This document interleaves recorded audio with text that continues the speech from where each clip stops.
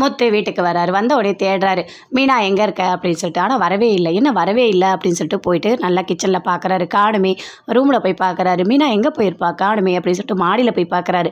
எங்கே மீனா எங்கேயுமே காணோம். சரி ஒருவேளை அம்மா வீட்டுக்கு போயிருப்பாளா என்ன அப்படின்னு சொல்லிட்டு ஃபோன் பண்ணுறாரு. அவங்க அம்மா அட்டன் பண்ணி பேசுகிறாங்க.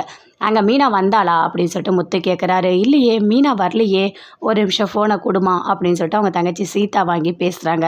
இல்லை அக்கா ஃபோன் பண்ணால் உடனே வச்சுட்டா, என்னன்னு தெரியல, ஒரு மாதிரி பதட்டமாக தான் இருந்தா அப்படின்னு சொல்லிட்டு சீதா சொல்கிறாங்க.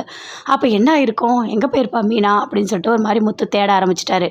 அப்போ சிட்டி யோசிக்கிறாரு, என்ன பண்ணலாம், கண்டிப்பாக அந்த மீனாவை தூக்கணும். மீனாவை தூக்கி கொஞ்ச நாள் ஒளிச்சு வச்சுருந்தா சத்யாவுக்கு கோவம் வரும்.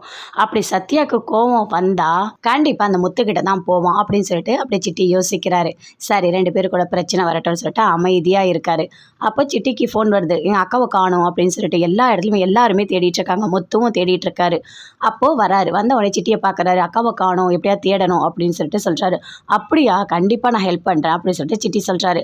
ஆமாம், உங்கள் அக்காவை காணும்னு சொல்கிற, நீ போயிட்டு உங்கள் மாமா மேலே தான் கம்ப்ளைண்ட் பண்ணணும். ஏன்னா உங்கள் அக்கா மாமா 2 பேருமே ஒன்றா இருக்காங்க. 2 பேருக்குள்ள பிரச்சனை வந்தால் மட்டும்தான் உங்கள் அக்கா காணாத போவாங்க அப்படின்னு சொல்லிட்டு சிட்டி சொல்கிறாரு. அப்போ நான் போயிட்டு கம்ப்ளைண்ட் கொடுக்குறேன் அப்படின்னு சொல்லிட்டு சத்யா போலீஸ் ஸ்டேஷன் போகிறாரு. போயிட்டு கம்ப்ளைண்ட் பண்ணுறாரு. முத்து எங்கள் அக்காவை கடத்தி வச்சுருக்கான், எங்கே இருக்காங்கன்னே தெரியல, எங்கள் அக்கா உயிருக்கு ஏதாவது ஆபத்துன்னா இவர் தான் பொறுப்பு அப்படின்னு சொல்கிறாரு. அப்போ கரெக்டாக வராரு முத்து.